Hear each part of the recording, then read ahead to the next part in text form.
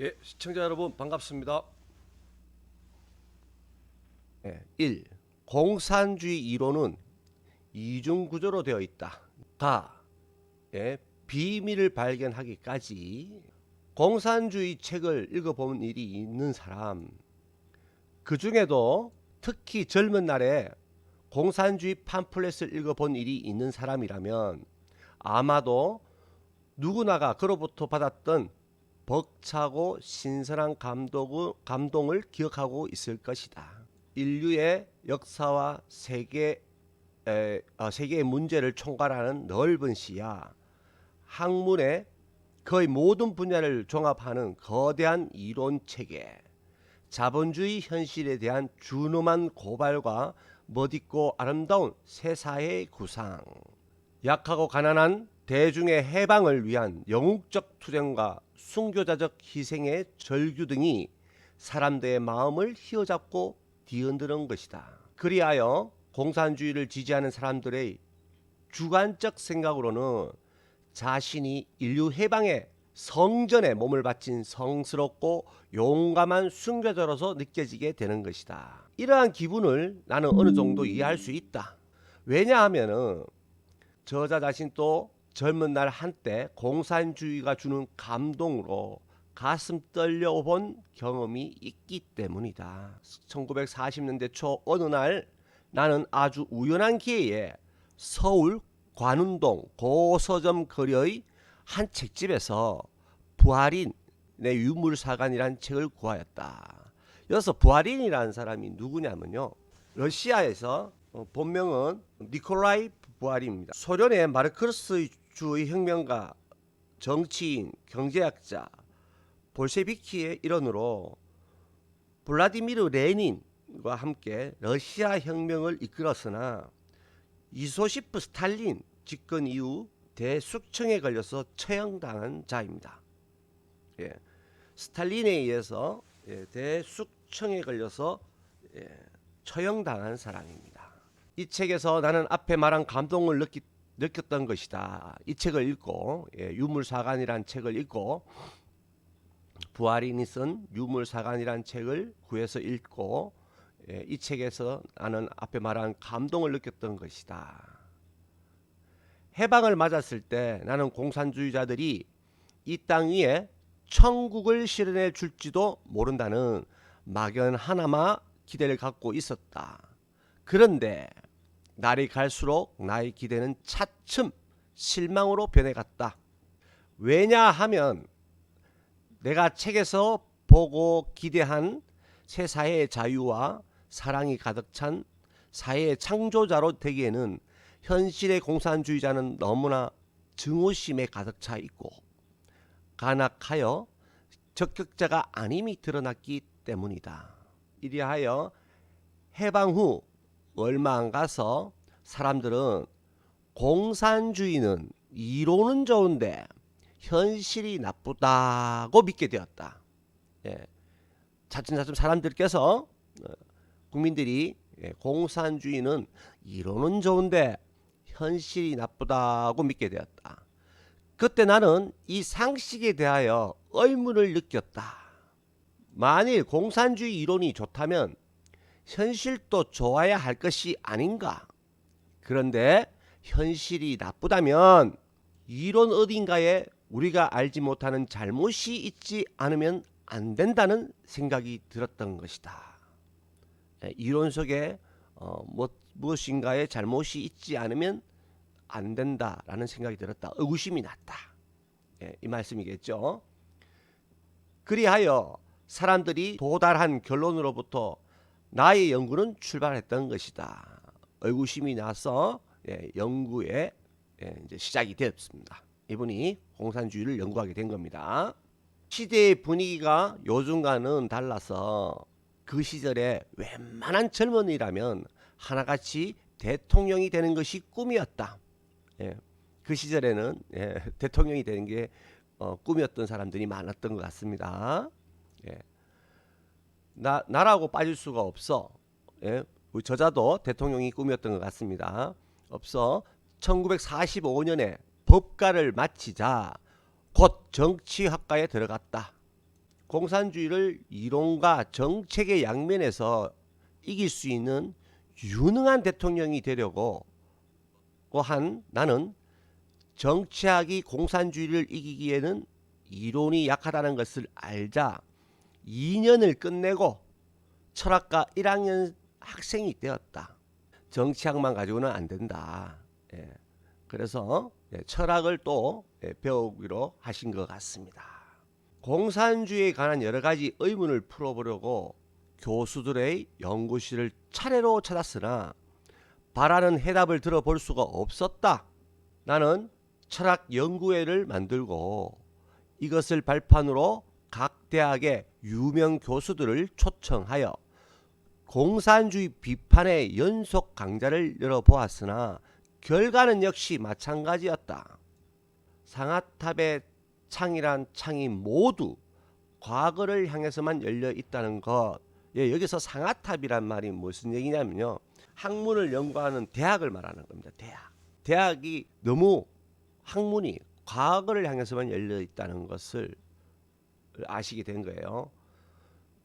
그 절박한 현실 속에 살면서도 교수들의 연구에는 현실적인 문제의식과 공산주의에 대한 대결의식이 없다는 거. 참 그때 당시에도 지식이라는 사람들이 이 공산주의에 대해서 연구에 대한 또 대결의식이 없었다는 거. 참 현실만 바뀌었을 뿐이지 좀 답답한 그런 시국은 지금이나 다를 바가 없는 것 같습니다. 그 당시에 우익진영 내의 교수들 중에는 유물론 일반과 마르크스주의 유물론을, 그리고 헤겔의 변증법과 유물론적 변증법을 혼동하지 않을 정도의 기초 지식을 갖춘 사람도 없었다는 것이다. 마르크스주의 유물론과 헤겔의 변증법과 유물론적 변증법을 혼동하지 않을 정도의 기초 지식을 갖춘 사람도 없다는 것. 참 저자는 그때 많이 힘이 들었던 것 같습니다. 더구나 공산주의를 다만 비판하는 것과 이기는 것과의 근본적 차이를 이해하고 있는 교수는 없다는 것 등등을 알게 된 것이 이 무렵에 고작 본인께서 알아낸 성과였다. 1947년 2월 자익계 학생들이 주동한 국대학 반대 스트라이크가 전국을 휩쓸어 수업이 중단되었을 때 마침 종로 2가에 있는 YMCA 강당에서 문화과학연구회 대표 김종애 대표가 주최하는 공산주의 비판 공개 강좌가 문을 열었다.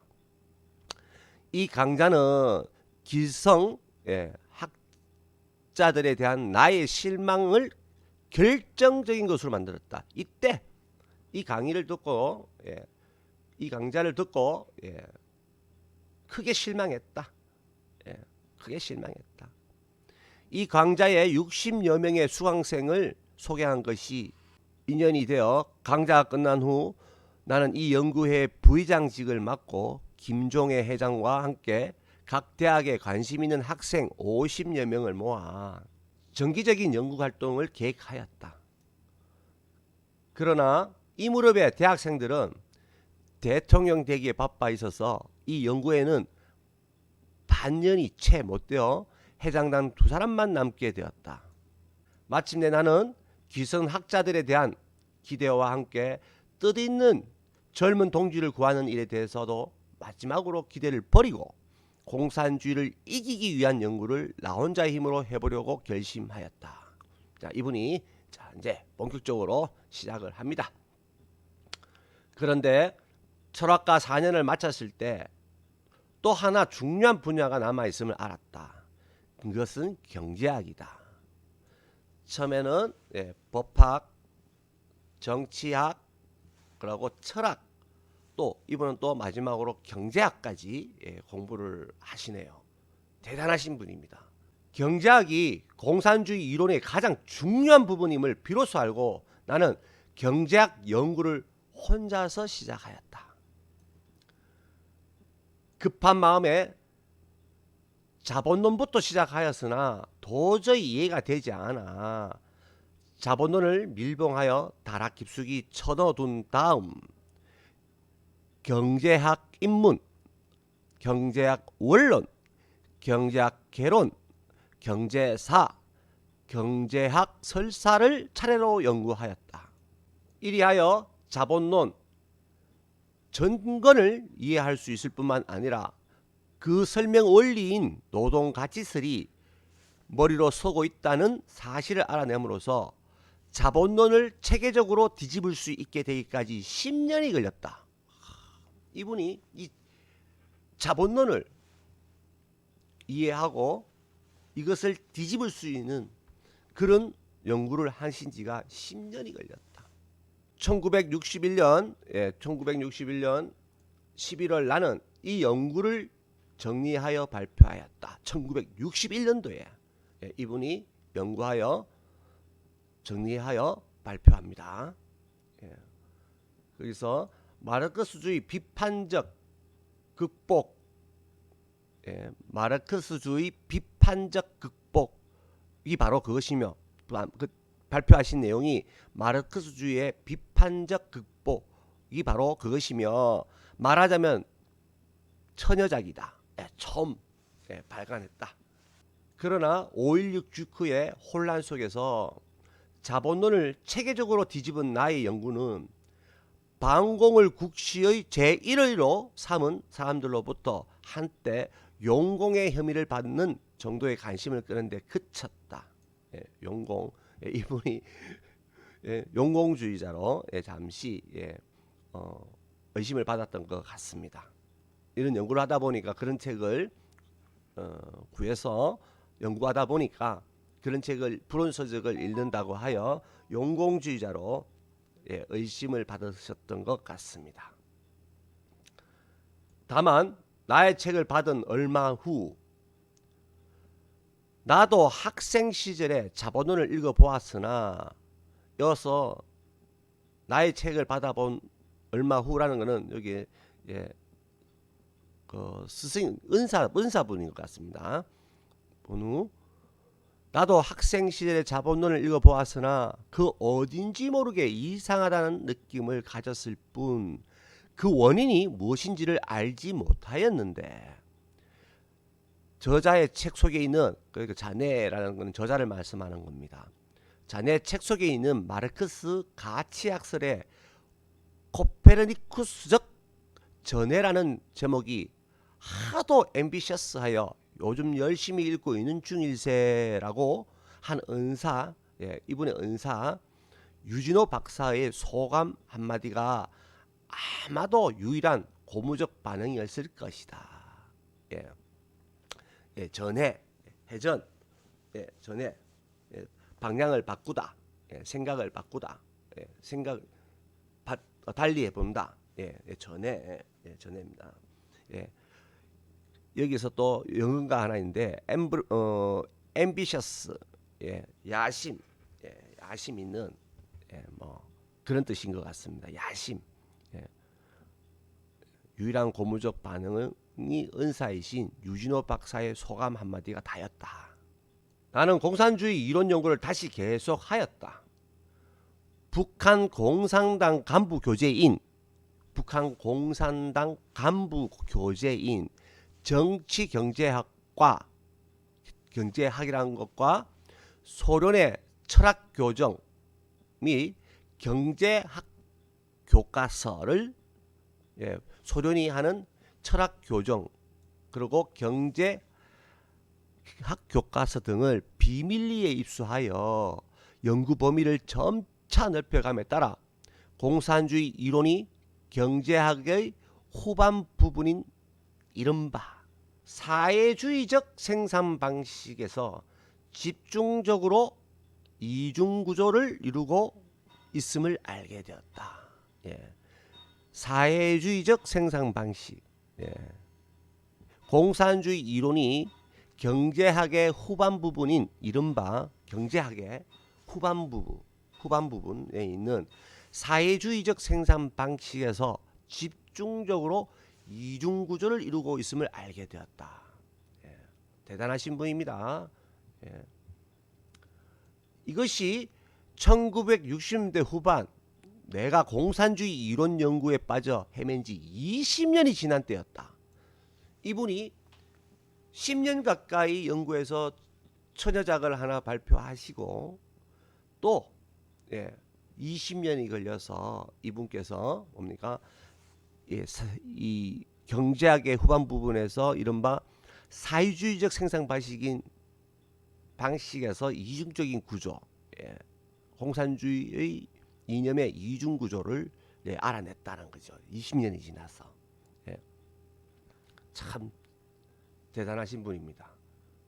이 이중 구조를 역으로 이용한다면은 어떤 공산주의자라도 논파 설득할 수 있을 것이라고 생각해서 나는 이것을 실험해 보기로 하였다.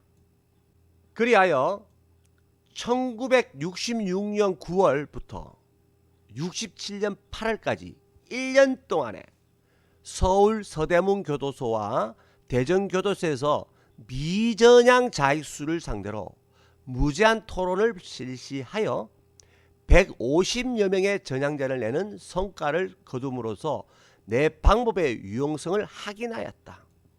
말하자면 물리적 원자 폭탄보다도 훨씬 더 유용한 무기, 인표라는 공산주의 이론을 격파 분쇄할 수 있는 새로운 무기가 성공적으로 실험을 통과한 것이다. 여기서 인표란 누구를 말하는 거냐면은 중국 사람입니다. 이거를 한문으로 표기하면 인표고 중국의 린바오라고 있습니다. 린바오. 중공 린바오를 한문으로 표기하면 인표입니다. 인표. 인표. 여기서 보이는 이 인표입니다. 인표인데 이 사람이 누구냐? 중국의 정치가이고 군인이며 대장정에 참여했고 항일 전쟁에서 크게 활약했다. 1959년 루산 공산당회에서 마오쩌둥을 지지하여 후계자로 지목되었지만 결국에는 국가 주석 자리를 두고 마오쩌둥과 대립하다 사망하였다. 마오쩌둥과 대립하다가 사망했습니다.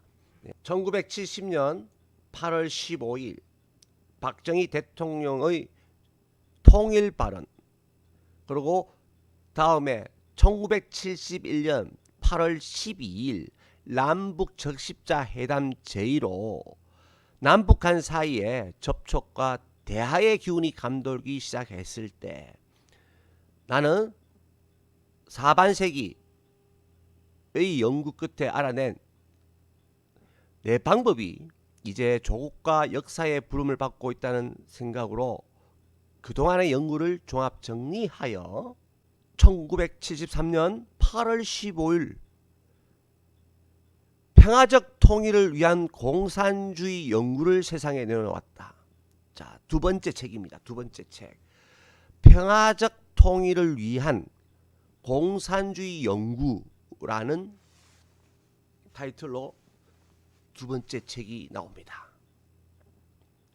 여러분, 이 모든 책들에 관련된 거는 제가 다 수집을 진행하고 있습니다.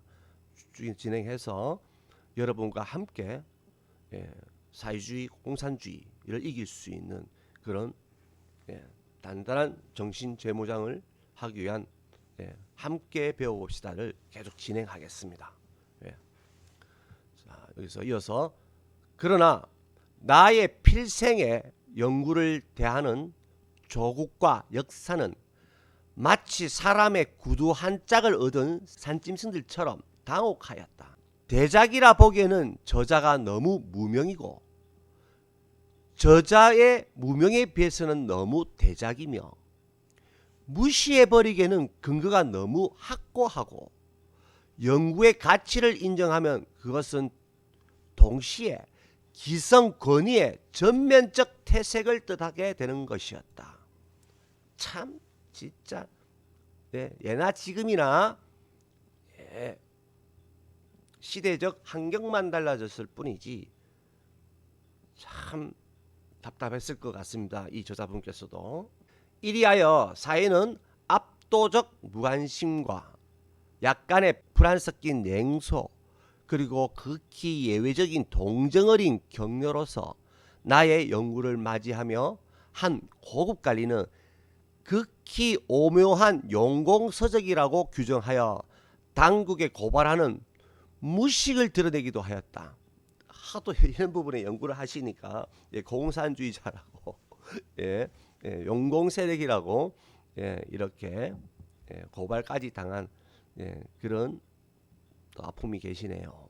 그런데 뜻밖에도 시간이 흐름에 따라 나의 연구에 대한 관심이 점차 높아지더니 1980년도에는 5.16 민족상으로 평가되고 1982년에는 인력판이 나왔으며 그동안 13판이 거듭하는 보람을 안게 되었다.